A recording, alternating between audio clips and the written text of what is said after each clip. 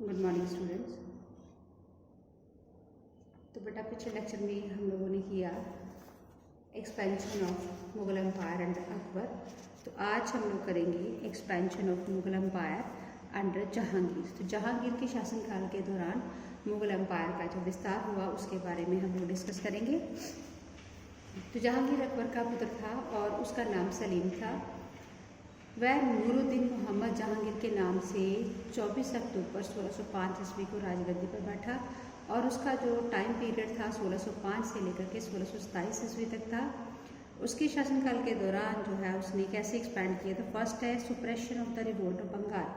तो सबसे पहले जो है 1576 ईस्वी में अकबर ने बंगाल को मुगल साम्राज्य में सम्मिलित कर लिया था। तो दिल्ली से दूर होने के कारण और जहांगीर जो है अन्य मामलों में व्यस्त होने के कारण 1612 ईस्वी में अफगान नेता उस्मान खान ने मुगलों के विरुद्ध विद्रोह कर दिया और उसने बंगाल की राजधानी ढाका पर अधिकार करने का प्रयत्न किया।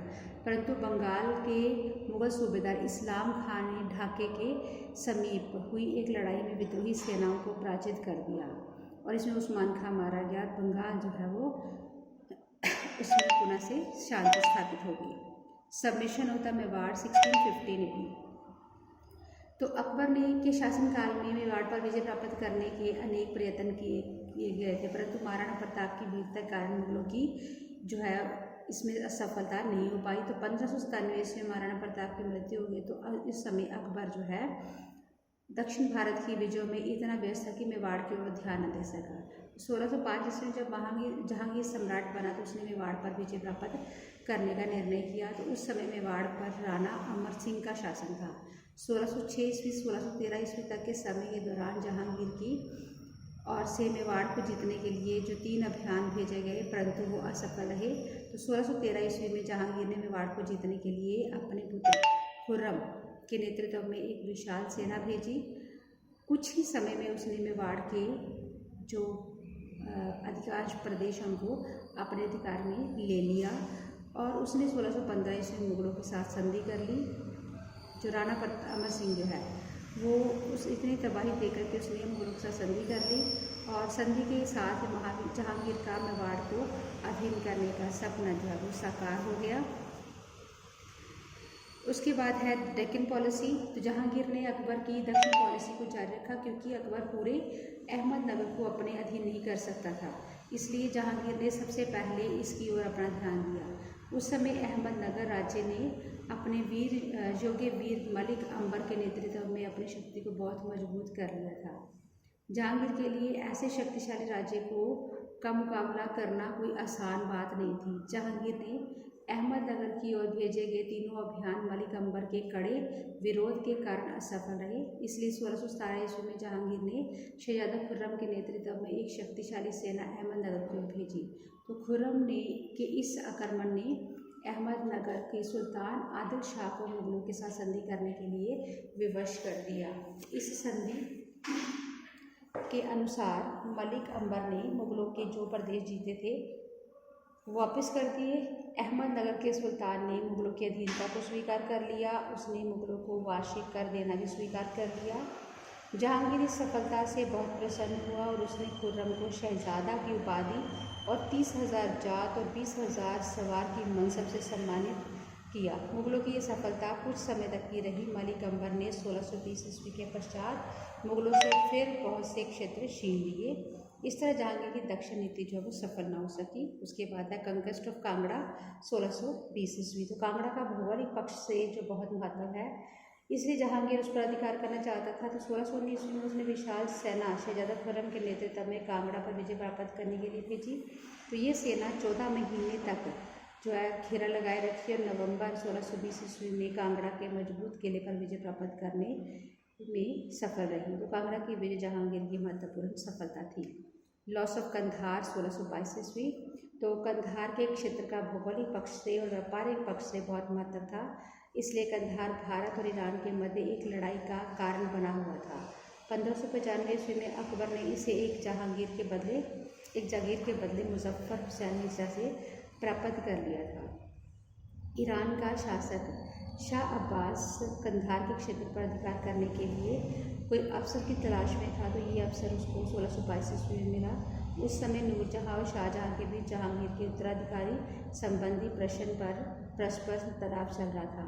उसने कंधार पर अचानक आक्रमण करके उस पर अधिकार कर लिया। जहांगीर शाहजहाँ तथा महावत खां के विरोध में व्यस्त होने के कारण कंधार को वापस लेने के लिए उसने ध्यान न दिया और 1622 में मुगलों ने कंधार को सदैव के लिए खो दिया।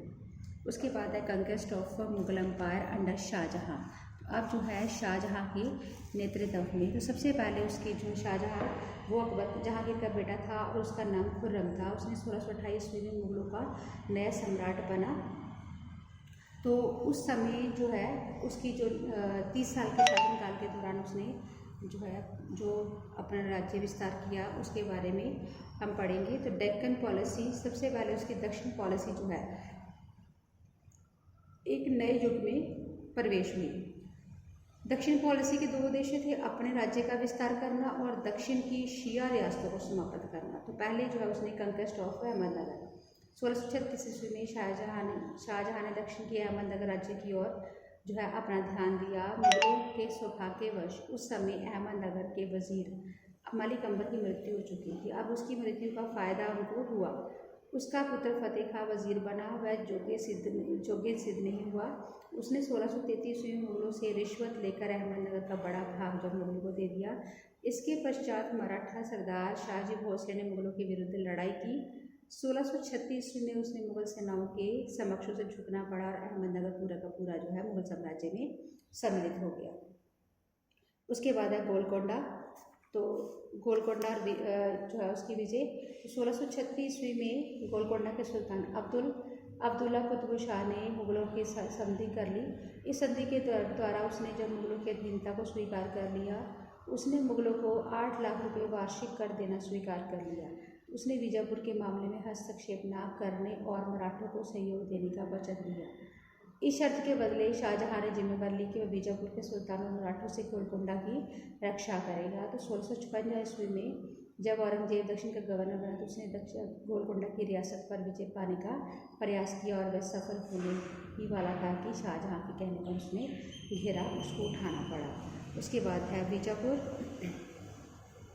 तो शाहजहाँ ने बीजापुर के सुल्तान मोहम्मद आदिल शाह को मुगलों की अधीनता स्वीकार करने के लिए कहा, परंतु सुल्तान ने इनकार कर दिया। इसलिए मुगल सेनाओं ने बीजापुर पर 3 ओर से आक्रमण किया। तो बीजापुर के सैनिकों ने मराठों से मिलकर मुगलों का डटकर मुकाबला किया।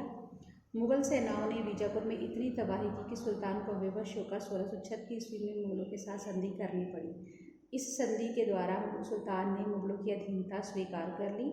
उसने मराठों को सहयोग न देने का वचन दिया।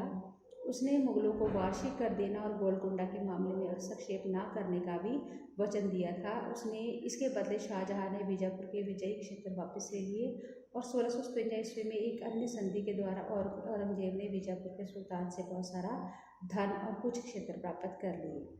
तो शाहजहाँ की दक्षिण नीति जो काफ़ी हद तक सफल रही। उसके बाद है कंक्वेस्ट ऑफ कंधार। तो कंधार जो है वो जो मुगलों के हाथों से जहांगीर के शासनकाल में जाता रहा। इससे शाही सम्मान को ठेस पहुंची, इसलिए शाहजहाँ कंधार को प्राप्त करके अपने गौरव को पुनः प्राप्त करना चाहता था।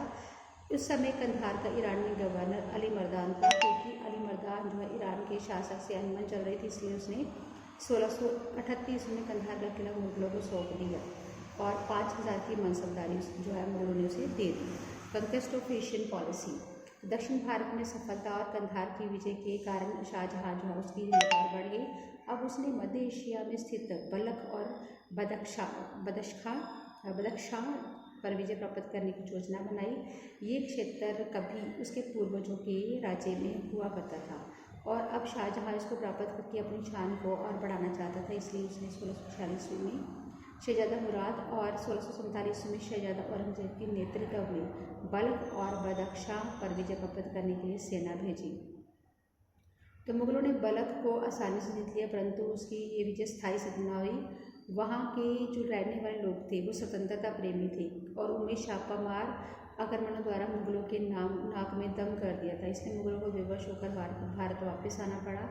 वापसी के समय हज़ारा नामक कबीले के लोगों ने मुगल सेनाओं पर अचानक आक्रमण किया और उसमें भगदड़ मच गई। इस तरह शाहजहाँ की मध्य एशिया की नीति जो है वो असफल रही। उसके बाद लॉस ऑफ कंधार। तो कंधार जो 1642 ईस्वी में शाह अब्बास द्वितीय ईरान का नया बादशाह बना। वह कंधार पर अपना अधिकार करने के लिए किसी स्वर्ण अवसर की तलाश में था। तो 1648 ईस्वी में मुगल सेनाओं की मध्य एशिया में जो तबाही हुई, इस स्थिति का लाभ उठाते हुए शाह अब्बास द्वितीय ने 1649 ईस्वी में कंधार पर आक्रमण कर दिया। तो कंधार का मुगल सेनापति दौलत खां ईरानी सेनाओं का अधिक देर तक मुकाबला न कर सका। उसने अपनी पराजय स्वीकार कर ली और इस तरह 1649 ईस्वी में ईरानियों ने कंधार पर अधिकार कर लिया। तो कंधार के जो छीने हुए इलाके हैं उन पर शाहजहाँ को जो इलाके छिन गए, जिससे शाहजहाँ बहुत निराश हुआ और उसने कंधार को पुनः प्राप्त करने के लिए 3 अभियान भेजे। ये सारे अभियान असफल रहे। इन असफलताओं के कारण मुगल सेनाओं में अविजित होने का जादू सदा के लिए टूट गया और इससे साम्राज्य में विद्रोह का प्रोत्साहन जो है उनको मिला।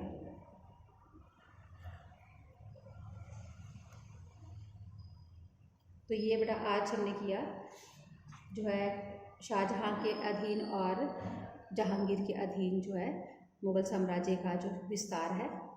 Okay, thank you student.